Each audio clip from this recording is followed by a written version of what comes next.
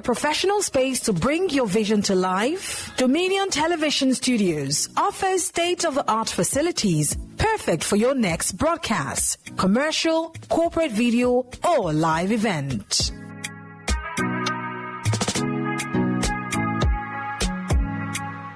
With flexible rental options, cutting-edge equipment, and a supportive team, we provide the perfect environment for high-quality productions. Unleash your creativity. For bookings, email us at marketing@dominion.org.ng. Call us on 0705 506 1061 or 0916 101 1061. Check us out on Instagram, Facebook, LinkedIn, and TikTok at Dominion Broadcast and on X at DominionCast. Book your space today. Dominion Television, your channel of choice.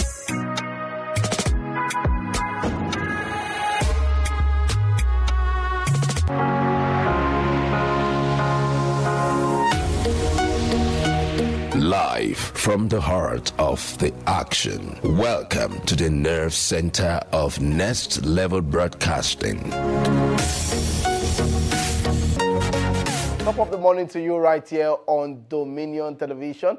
This is Dominion Sport, and I'm super excited to be on the show this wonderful morning where we talk all things sport on the go. I am Paul Abe Toruwanimi. They say weekend are for actions. Definitely Mondays are for reactions.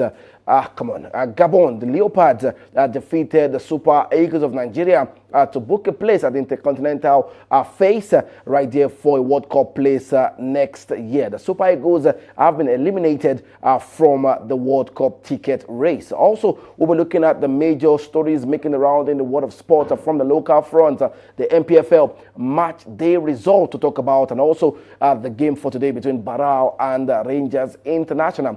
Also, it's a shaky situation in the camp of Kun Khalifa. We'll be discussing that on the show this wonderful morning. Also, we'll be looking at the top three nominees for the CAF Award coming up later this year. All this and more on the show. I am Paul Abe Toruwanimi, and I have the expert analyst himself, Samson Balogun. Top of the morning to you. Well, beautiful morning to you, Toluwanimi. It's really nice to be here to talk sport, and of course, top of the morning to our esteemed viewers out there. It's really nice to also have you at the other end of things, and we are really glad to be back here to talk sport. It might not be really that, a happy moment for most Nigerians out there. Some would say, as I heard on some quarters yesterday, that everybody don't vex off gen and don't go sleep. So it's more or less like that. It's the game of sport is you win some, you lose some.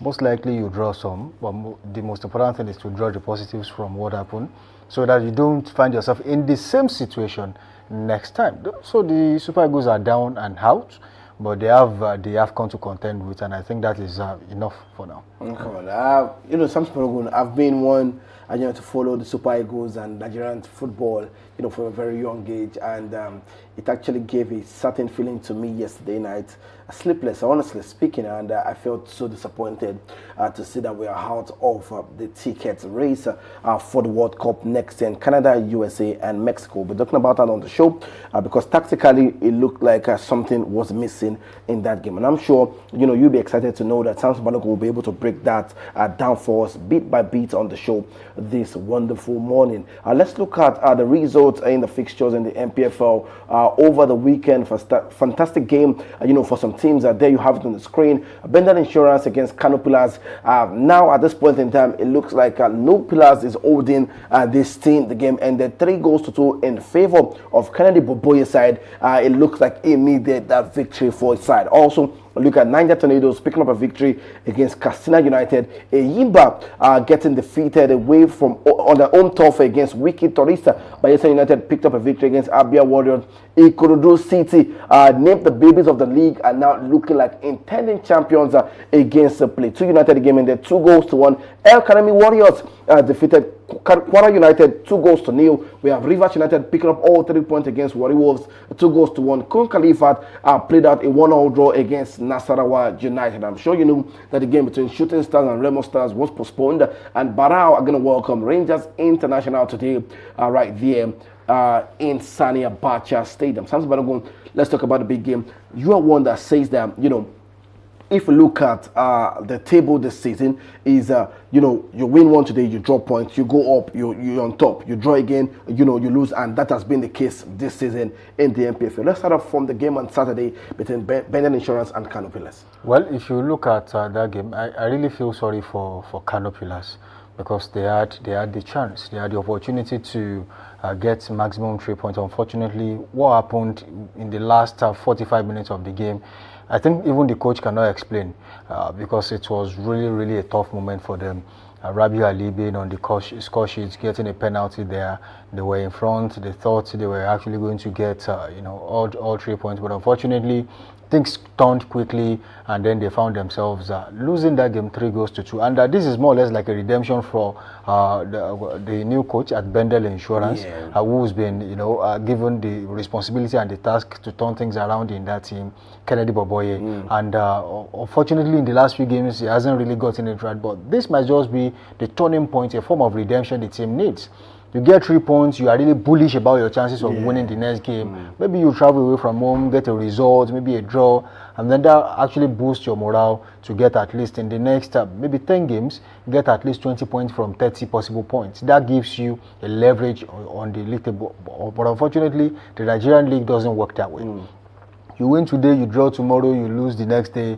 It doesn't matter if you are at the top of the table. If you are never going to get the results, you won't get the results, especially when you are traveling away from home. And that's the mindset. You think that because you are playing at home, it is a must, you have to win. So that's why most teams resort to crooked means of getting results. I mean, if it has to be through violence, if it has to be through referee influence, if it has to be through any other means, or even delay tactics and some other dark arts, so many teams do employ. But I still feel like Kano Pillars still has a lot to change in that team. It's not just about the coach. I mean, the route is way beyond that. Unfortunately, Ahmed Musa has to be, you know, at the epicenter of everything. He's a player, so if you say the players are not really doing fine, he's one of the players. One of the players, yeah. He's a member of the technical committee in the team. If you say the technical committee, which includes the coach as we speak, because Gabo Emmanuel is in charge, which means that Ahmed Musa also has a say in what happens on the field, then it also means that he's also not doing well. And as the chairman of the team, is you know, every blame comes straight to his desk. So most definitely, I'm really sad that a legend of that caliber. That's why most players really do not want to come back and hold major positions, because how do you explain having worked for a particular for your name for 20-25 years, and in the space of 2-3 months you get a job and then your name is sold? Look at Finidi George when they got the job to coach the Super Eagles. Within the space of 2-3 months, he's already having issues, and his legacy was already being eroded until he took a job with Rivers United, which is a form of redemption for him. He finished second last season. He's doing really well this season to make sure that he gets a particular position. The only team is in charge of the only team that has moved to the beyond the preliminary stage to the group phase of the CAF Champions League. I think in about 6 or 8 years. That for me has actually made him, you know, a better person, a better coach, more experience, and that's actually negates whatever it is he oversaw as the Super Eagles coach. But for Ahmed Musa, it's a little bit sketchy for him. I really feel sad. He has to go through all this. His problem now is hydra-headed. He's going through a multifaceted kind of problems. He's a player. The players are not doing well, as I said earlier. He's a member of the technical committee constituted to oversee affairs until a new coach comes on board. It's still not working out. They were leading at the point, and then they had to lose 3-0. He's the chairman of the team, and every blame is still going to bounce on his table, and he has to make a lot of hard decisions. This includes asking people who are really his cronies. They are his friends. They are in the team. I mean, how do you tell a Rabiu Ali that you are old, you have to be on the bench? I mean, he's like a cult hero in Kano. I mean, people respect him. And that might even be a problem for Ahmed Musa if he says, Rabiu Adé has to be on the bench because people will now turn their back on Ahmed Musa. So it's a lot of problems for them. Now, lastly, they are not their next home game now. They are not even playing at home. They have to play away from home, thinking they are playing at home. I mean, it's really a big problem for now. But I still feel there's a little bit of hope and redemption, for Kano Pillars one way or the other. If a coach with a sound mind comes on board, the January transfer window is almost there. And as I always say, the Nigerian league table is really shaky and dicey. Sometimes just win 3 games and see where you'll be on the log. Win 3 back-to-back games and see where you'll be. So that for me, if they're able to pull that off with a new coach, I think they will be able to sort things out. All right, let's look at the result between Enyimba and Wiki Tourist quickly. That game ended in favor of Wiki Tourist. And remember, we have been saying that Stanley Eguma is on the brink of, leaving that job. We're yet to get a solid report on that, from the official statement from Enyimba. But we have been seeing rumors that, Stanley Eguma and the report out there. But let's talk about that game. They lost that game to Wiki Tourist on their home turf. Did you see that goal? I mean, it's not a goal that was cooked from a corner. It was a stunner. I mean, a fantastic goal, and you wouldn't have, nobody would have questioned how the game came to play. It was even, I think, about 40 yards out. So that for me is a goal. There's nothing you can do about. Even the ref is incapacitated at that time. Yeah, the technical crew, the goalkeeper, they were just there was nothing they could do about it. But then, if you look at the current setup, Stanley Eguma, we have always known that this will happen. I think about 2 or 3 weeks ago was given 2 games of ultimatum. He drew one, he won the other, and then he came back again. The result has not really favored him after that. So I think this is just the time for him to walk away. Sometimes when you have built your legacy, he's one of the biggest coaches in the MPFL. When you talk about names, Stanley Eguma, Gbenga Ogunbote, these are fantastic coaches. They have been there, and they were the next set of coaches that came just after the likes of Kadiri Ikana and co. So I want to believe that his legacy is just about being eroded, and most people will blame the coach. There are so many things involved in Nigerian football that we begin to question why a particular person is being blamed for a problem that really should be everybody's problem. Now, what happened with the recruitment process? You had the team last season and you had to tell, I think, about 20 players to leave just because you want to bring in fresh players. And when you were bringing those fresh players, how competent are the players you brought on board? Don't forget, I think Chukwudi, Ekeocha Chukwudi, who now plays for Shooting Stars, was a former player of Enyimba. He played with them, and even Inachi also used to play. So these are quality players who actually had, they were asked to go. So if you ask 22 players from your team, where are you sending them? This is the only place, this is the only league where they don't do business. You have players, you are not selling them. Even if it is just 500,000 on a player, this is strict business. That should be what we should be doing. But unfortunately, because they are being funded by the state government, they think they can do anything and get away with it because the budget will always come. The governor will always allocate maybe 20, 30 million naira on a monthly basis to sort out games and then maybe pay some bills, maintain stadiums. You think, oh, don't worry, whether we make money through gatekeepings or through player sales, we really do not care. Maybe we have sponsors or we don't have sponsors. We don't care. The money is coming. But the moment we start realizing that football is business. Sport is business, not just football. We have seen situations where brands are gradually gravitating towards some things. You could remember, I think Ikorodu City, you saw their game over the weekend. On their shirt, in front of their shirt, 2 major brands. They had to share the front of the shirt. So that's just front. That's not, they will have some on. So it tells you how some teams are going all out. And which ones are the teams that are going all out? They are the teams who are not being funded by the government. Take, for example, Ikorodu City. We just mentioned Ikorodu City. Check Remo Stars. Yes, you might want to say, oh, the chairman has a brand, and of course he is capable. But it takes a lot of courage to dip your hand into your own pocket and bring 100 million to sponsor a team, or bring 200. So if you are not getting, what do you call a kind of return that actually outweighs or maybe on par with what you are giving, you might not really want to do that. Nobody wants to throw money in the drain anymore. Because at the end of the day, you look back at what exactly are you getting back? What is the MPFL giving you back at the end of the season? Let me cite an instance. The cheapest publicity you can get as a brand is through sponsorship. Go and check it anywhere. Because what it brings to you is that only if what you are sponsoring is viable, right? You get it straight. I'm not saying you should just sponsor sporadically without knowing exactly what you are doing. So the cheapest publicity you get, especially when you're sponsoring a football team that is being heard on TV. Take for example in the APL, you see in the space of 1 minute, there are about 10, 20, 40 adverts being played. The logos will just come and go. All of them paid for that match day, just to be there. So you can imagine thousands of people at the stadium seeing what is going on there. And imagine millions of people watching on TV, seeing what is going on there. That is why you have to make the league so attractive to people who are still going to watch. You can imagine teams that are not winning games, teams that are not really doing fine.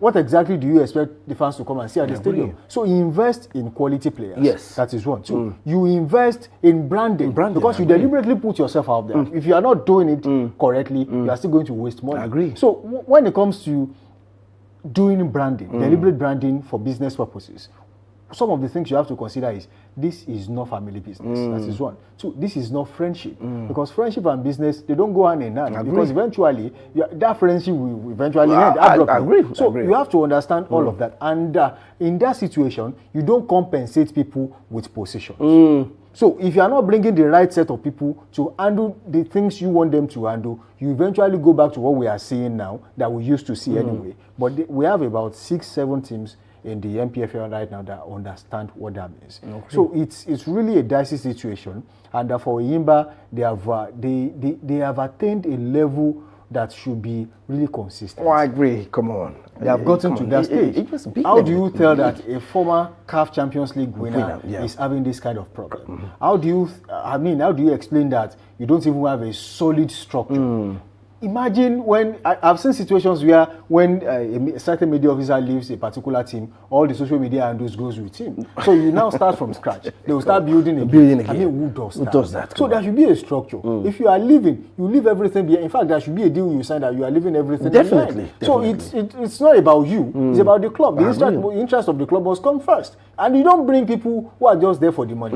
You bring people who have passion. I've always said this. I'm not saying this to eulogize this particular guy. I think Toby Adepoju we don't even talk, so we don't have a relationship. So I'm not saying this to eulogize him. But one thing is clear about Toby Adepoju Oganla is that he has passion for the game. He started off as a reporter, then he brought in photojournalism, then into football management. So it tells you how he has evolved over time. So he knows a bit of almost everything in football. So there's nothing you can tell him that he doesn't know. So try as much as to put people who understand his job in those places. But for Enyimba, I'm really sorry, but there might just be another Carlo Pillars in the making. If the right step is not taken. All right. Let's look at the intending champions. Let's quickly take a look at the table right there in the NPFL and let's see where Ikorodu City at this point in time. They won the game 2-1. That's kept them on 24 points at 13 games played, 6 wins, 6 draw, 1 loss this season. It's looking all good for Ikorodu City. Also, let's take a dive through Rivers United. Also picked up a victory. They have a game in hand, 6 wins, 5 draw, 1 loss. Look at the goal difference for them. They are also sitting 23rd right there. The point for them is 23rd. They're sitting 3rd on the log of the table. Samson Balogun, let's take a look at Ikorodu City and Rivers United this season. Have they shaped up themselves? And what's it looking like for these teams? Contending for the NPFL title. Well, when Runurudin Aweruro left Ikorodu City, most people thought it was over. And I was even one of those who actually thought they might actually struggle a little bit. Ali Kandio was his assistant. He helped him while he was coach of Ikorodu City. And we saw what Ali Kandio also brought to the table at the time. And when they started the season, Ali Kandio did something that most people, some of us as football pundits, thought was really wrong. Maybe he wasn't getting it right. But one thing he wanted to do was to maintain a kind of solid base for the team. So they defended so deep. In the first 3 or 4 games of the season, that was when they got a draw in Ibadan. So they had too many draws. At the point we were like, what exactly is going on with this team? You are not scoring goals, you are not converting your chances. What exactly are you doing? I mean, Ali Kandio almost, I think in some quarters, was being rumored to be on the verge of losing his job at that time. So I think the management also saw what he was trying to bring to the table. Like, yes, we just lost a coach who has now moved to Ibadan. And we can now sit down and see how we want to play, going forward in the new season. So they gave him a chance. And as I always say, if you are giving a coach an ultimatum, I mean, you should know, before you start giving a coach an ultimatum, it must have meant that the team has a problem. And it's not just about the coach. Sometimes people, it's just unfortunate that the coaches really have to bear the brunt. You cannot sack 30 players because of one coach. It's tenure climbs anyway. It happens in Nigeria. You cannot sack 33 or 35 players because of one coach, but you can sack one coach because of 33 players. See, you have to go. Let's face these players and see what we can bring out of them going forward. Don't forget, at the point when Andre Villas-Boas had issues with some Chelsea players, especially the likes of John Terry and a host of other ones, senior players in the team, Frank Lampard and co. What they did was to remove Andre Villas-Boas and his technical crew. You can go. If you have problems with these people, they have been here a long time before you.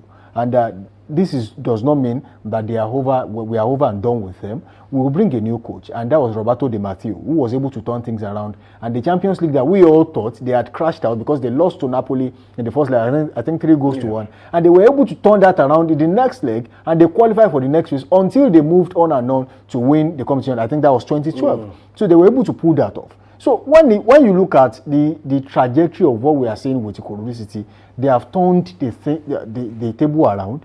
They were really struggling at the beginning. But if you check their last 5 games, I mean, if you check the head-to-head, you would see that they have been able to maintain a level of consistency. Same level of consistency Shooting Stars, maintain within 5 games that propelled them to, I think, 6th on the log. Yeah.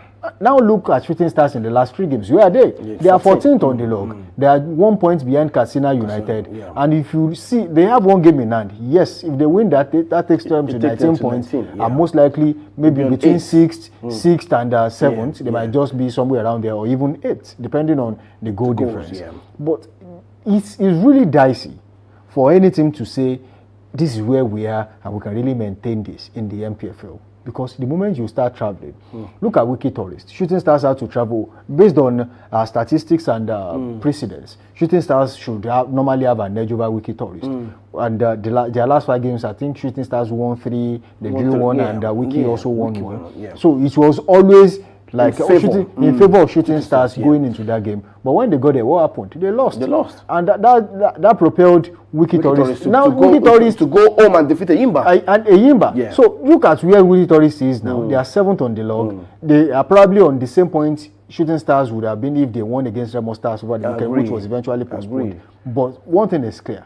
For every team, your consistency really matters. What are you bringing to the table? How do you play? So, and how determined are you to get results away from home, regardless of if there are some other things or influences that come to play. So it's really a good position for Ikorodu City right now. Yeah. For the first time in a long time, they are right at on the top of the log. Yeah. And can they maintain that momentum? Is the question. Nasarawa United was there a few weeks ago for I think about 4 or 5 weeks. Yes, they were at the top of the log. Warriors also was. There was a point they led. They led by I think 6 points. And it kept dropping. Yeah. Now they don't even have an outstanding game. Yeah. But they are sitting firmly behind Ikorodu City with 4 goals difference. So it also matters how many goals you score in all these games that you play when you are winning anyway. All right, those are the results over the weekend right there, the NPFL, and also there you have the table, just looking at that. And still to come, today is going to be Barra against Rangers International, so keep your gaze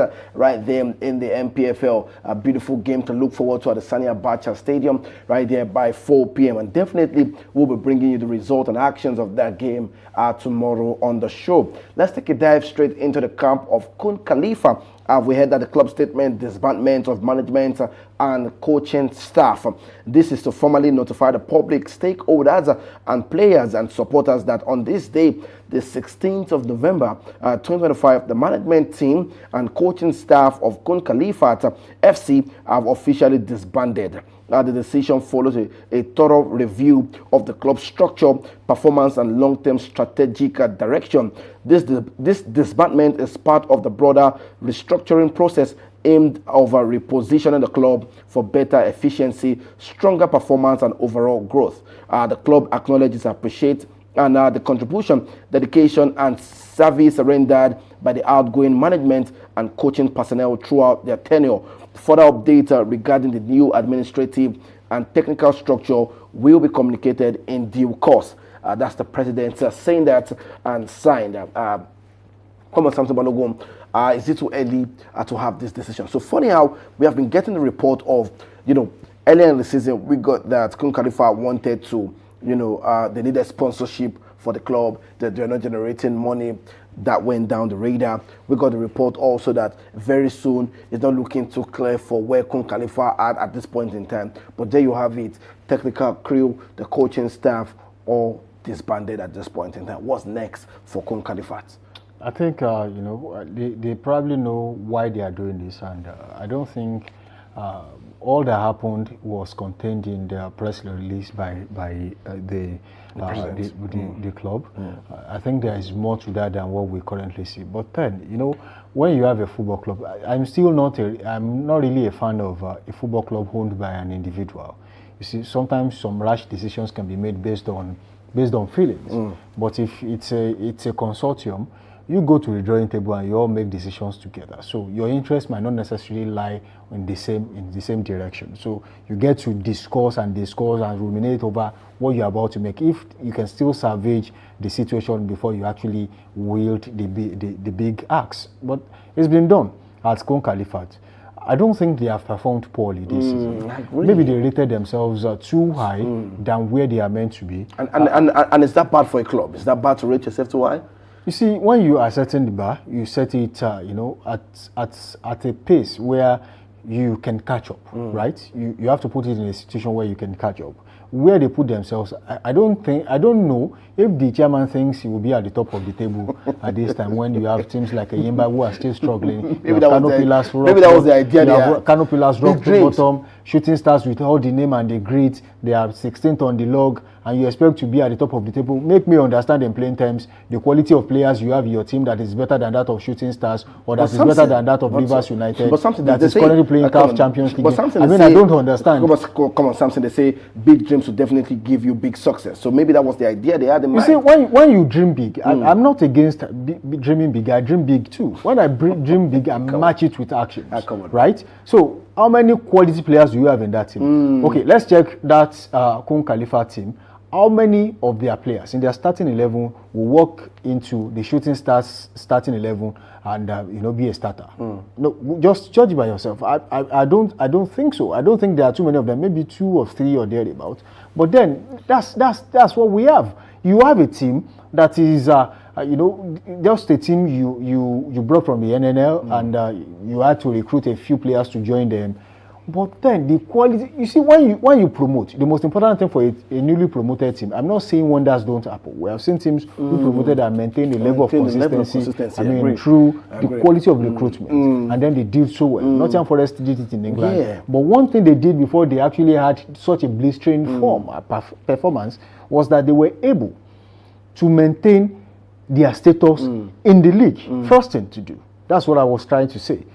As a newly promoted side, maintain your position in the league. I mean, don't get relegated the first season. Then you can now start. You recruited a few quality players when you came in. Then you can now bring in more players to complement what you already have, and then you start thinking and aiming for a mid-table finish. It's a process. You can't jump. See, you cannot. There's no way as a man where you put 2 legs in your trouser at the same time. You are definitely going to fall, and this is the fall. Kun Khalifa, they are not planning for it, but it's going to happen. That's what I see. Because when you bring a new coach on board now, okay, tell me, you are bringing Jose Mourinho. Or are you bringing Jose Pep Guardiola? I don't think so. Because you are still going to bring the coach that is still going to work with the same set of players. Will still work with you as a president. So what toxicity are you bringing to the team that is affecting the performance of the player? You are not talking about that too. Unfortunately, you cannot sanction the president because he's the alpha and omega. He owns the team. So it's really a challenge. Okay, let me incite this instance for example. Remo Stars too. Remo Stars are struggling, but the chairman has maintained a level of distance from the team. He doesn't comment publicly about what happens in the team. He has left that responsibility to the sporting director, to the coaching crew. You have to handle the sporting aspect. Let me handle the business aspect of the team. So that's how you separate business from every other thing. Now, if you look at a certain Evangelos Marinakis of Nottingham Forest. Yeah. He owns Nottingham Forest. The moment he started meddling in the affairs of what happens on the field of play, where's Nottingham Forest today? You are definitely going to crash, because no coach, no reasonable coach will want to work with you unless he's been home for a long time and had no job. That's why you have such a coach coming to work with you. Because one, some coaches will tell you, when I'm coming to your team, I'm totally in charge of who leaves and who goes out of this team.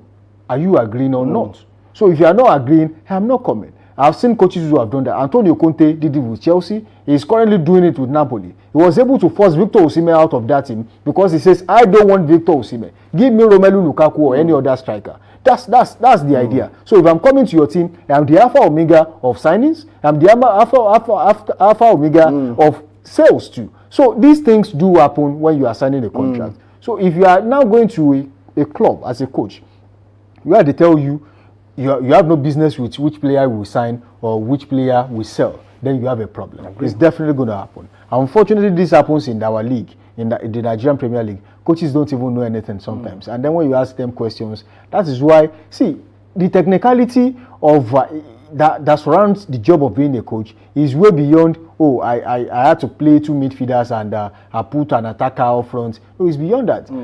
There was a time in the MPFL, we are really improving anyway. There was a time in the MPFL why when you ask a coach, coach, what would you say about the game that you just finished?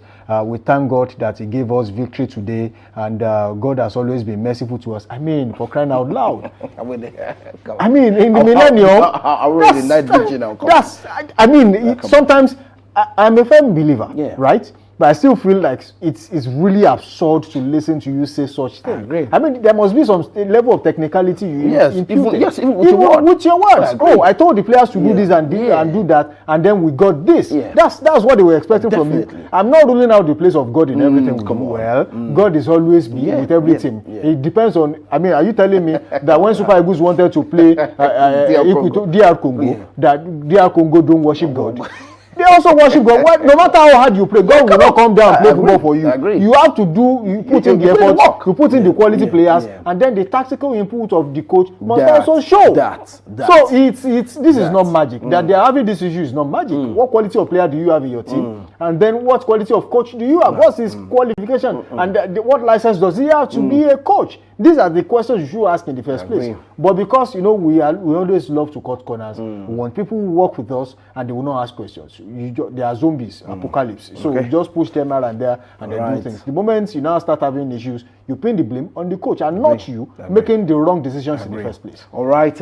We'll be giving you more update from the camp of Kun Khalifat. As they are set to make a new management and new technical crew come on board for the team. Let's move away from that. Match week 1 in the NNL League. Fantastic games over the weekend, and trust me, this is one league that you need to put eye on and maintain good performance with them. Looking at that over the weekend, let's have the result quickly because of our time.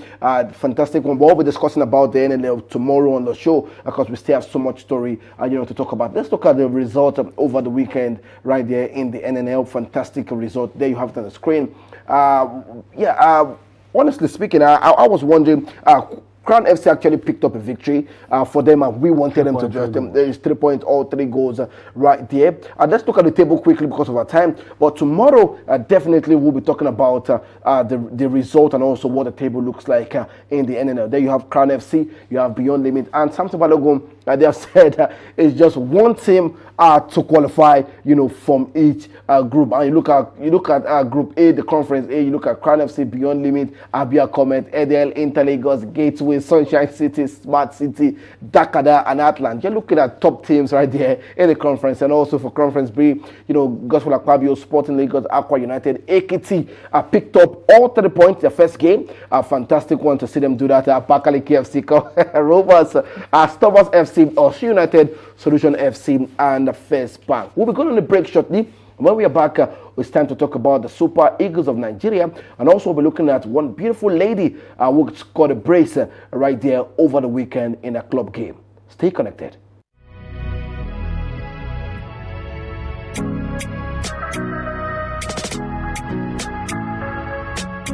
Need a professional space to bring your vision to life? Dominion Television Studios offers state-of-the-art facilities perfect for your next broadcast, commercial, corporate video, or live event.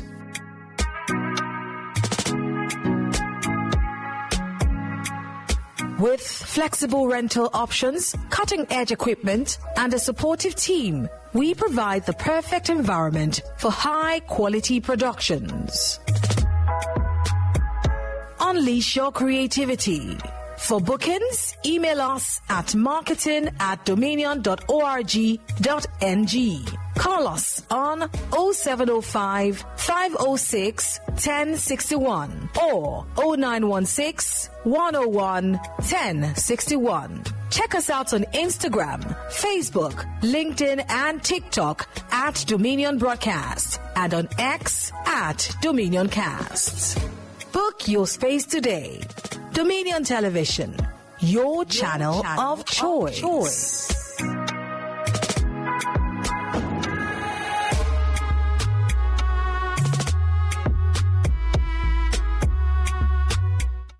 Welcome back to Dominion Sports. Definitely, this is Dominion Television, your channel of choice. We're talking all things sports, and earlier on the show we kickstarted with the MPFL result.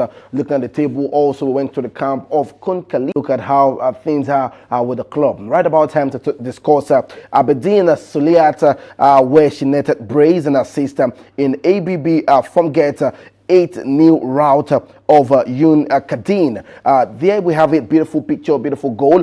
ABB from get midfielder Aberdeen Suliat continued the electric run of form as she delivered 2 goals and 1 assist in a theme emphatic 8-0 victory over Yun Kadin on Sunday, match day 9 of the Toxel Women's Super League. Fresh from a standard showing in match day 8, Suliat once again rose to the occasion, scoring a brilliant brace and providing a key assist to inspire the defending champions to yet another dominant performance. The former Edo Queen star expressed her excitement after the match, reaffirming her mission to surpass last season's goal tally while applauding her teammates for their excellent display. And I quote, "I am super excited today as I scored 2 goals and an assist. I won't stop. I really want to surpass my goal record from last season. I must commend my teammates for their contributions today. A victory. I will keep the momentum and defend the title as champions," she said.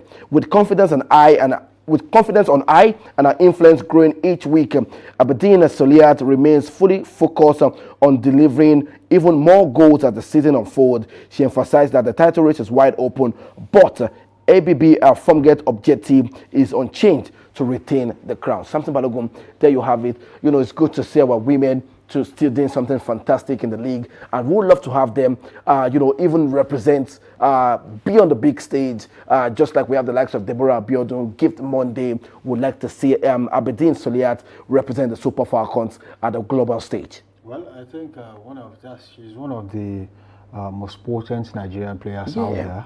Fantastic midfielder. She's been doing so well for herself lately. And when you check her records, she's as a midfielder getting so much goals tells you how attacking minded she is as a player, and how the grace and energy she brings into her game is top notch. And she's still one of the few players we have around that can switch from one position to the other while still on the field of play. I consider her to be a player you can call a utility player in a team. How do you? Coaches love to have a player that with just one player you can switch from one position to 2, 3, 4, 5 different formations on the same field just by moving one player. So that tells you the level of quality she has as a player, and the energy she brings into her play. And if you check how she's been churning out goals and assists lately, you would know that she has really improved beyond what we saw at the Edo Queens, and her exposure has really been so much. And you would question why such a player has not really gotten invited into the Super Falcons team. Sometimes it's just about what you bring to the table, and she's really doing well in that regard. So she deserves a call-up. She deserves to be there, and that for me is something that really should be worked on.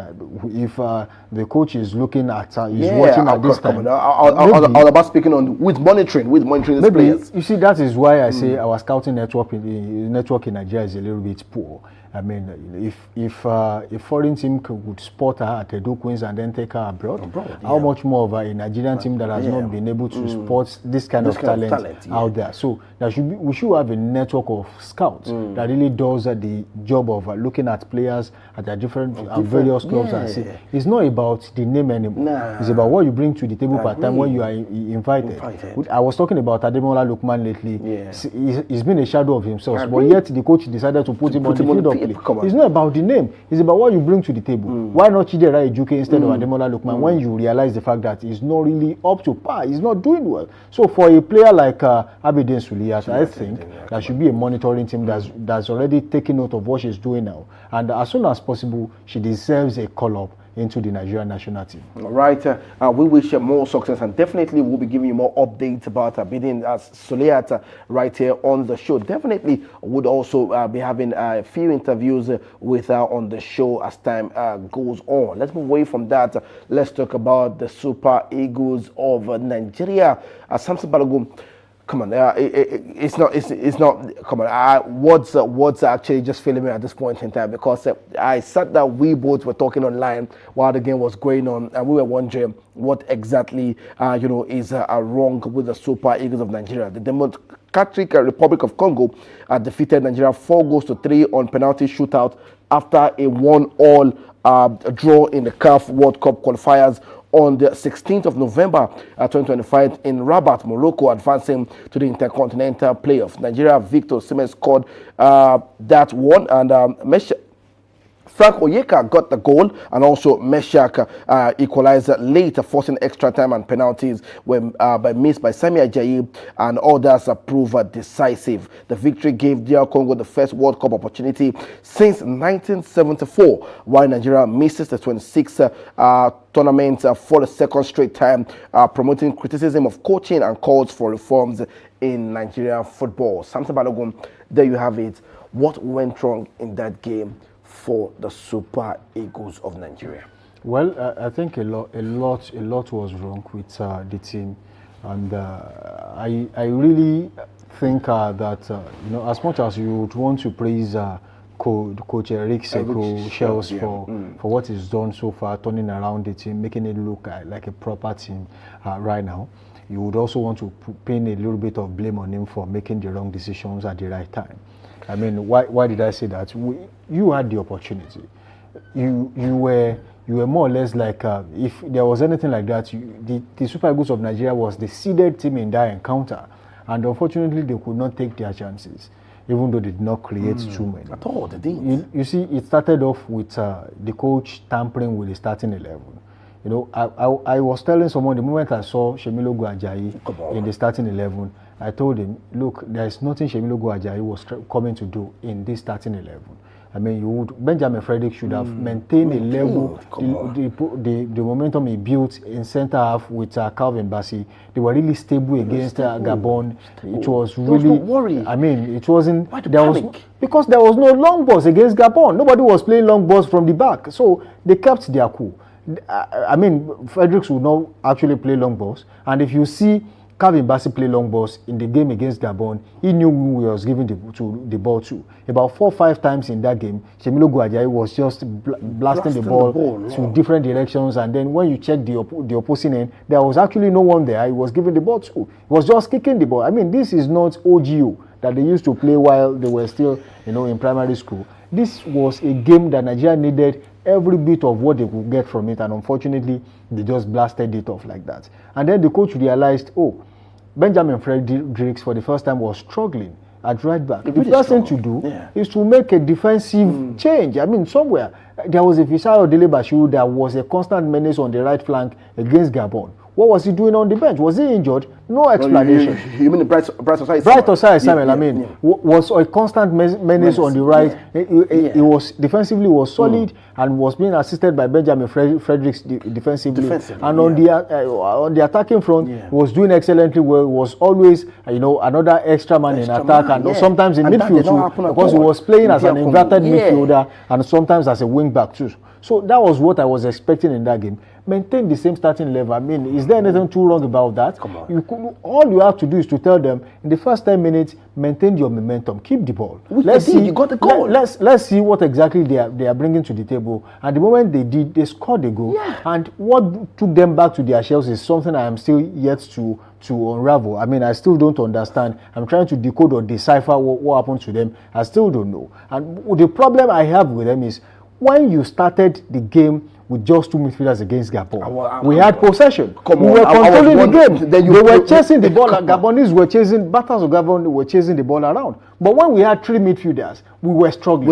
Exactly. And DR Congo did not even have the midfield possession, just like the way we thought that Gabon wanted to possess the game. Gabon played the Frank Onyeka, Wilfred Ndidi. Come on. Gabon was even more confident on the ball than DR Congo. So why did we struggle with possession? That's the question you ask yourself as a coach. Then in attack, we played Akor Adams as the extra man to Victor Osimhen. So if Victor Osimhen was being handled or manhandled in attack, there's an extra man that gets the knockdowns from him and then gives the ball to players on the flanks.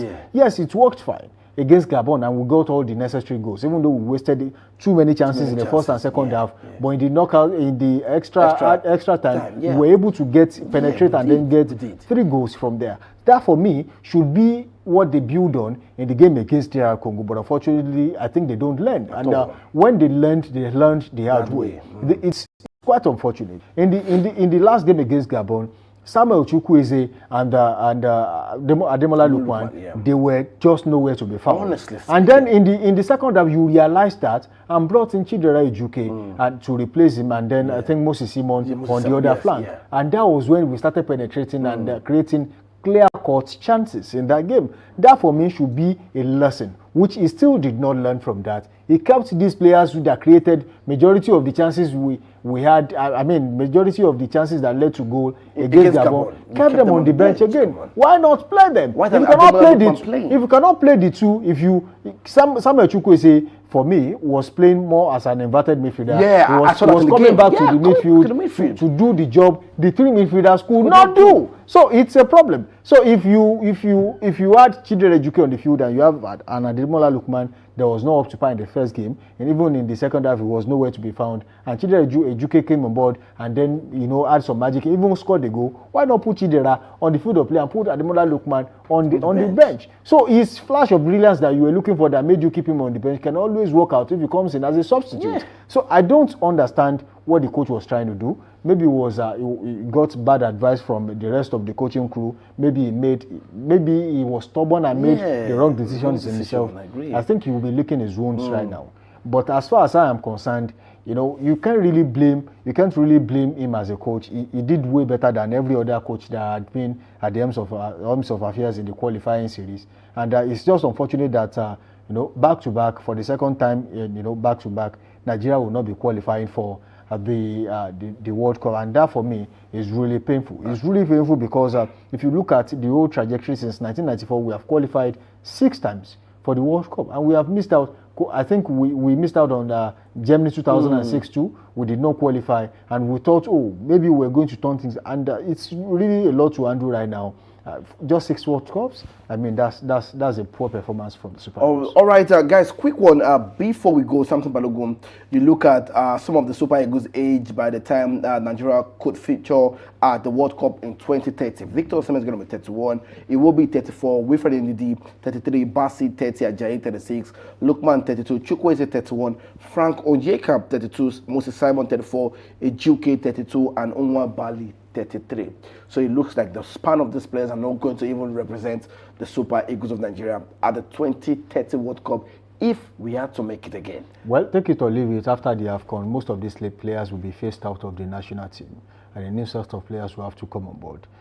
some of them, after the World Cup, only a few players who are playing their hearts out will maintain, the call-ups. Maybe a Victor Osimhen, some certain Akko Adams, Benjamin Fredericks.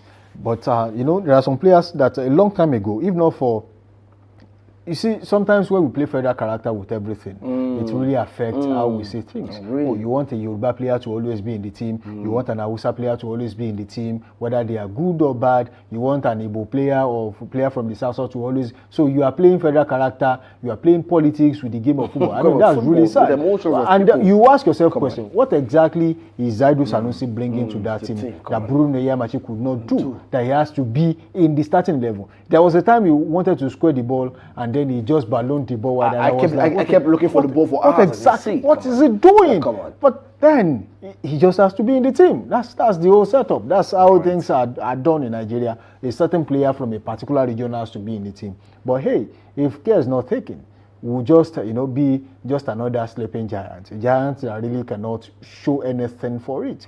How do you explain that? We call ourselves Giant of Africa, even in sports, and we are for the back-to-back now. We will not be at the 2026 World Cup. That's for me. It's sad enough for the team to actually go to the drawing board and make some really, really big changes. All right, that's all we can take on the show this wonderful morning. It's sad that the Super Eagles of Nigeria would not be at the World Cup next year, but definitely we'll be giving you more updates on the show tomorrow. Remember, like I said, we'll be discussing about the NNL tomorrow, and also we'll be talking about the CAF nominations also tomorrow. So make sure you're locked in, watching us. Make sure you follow us on all social media platforms. Make sure you drop your comment. Make sure you share. Let somebody know about Dominion Television. I am Paul Abe. I say big thank you to Samson Balogun for joining us this morning. Samson, quickly, Monday motivation before you go. Well, this is not the time to brood actually, but it's not the time to be happy either. So stay sad.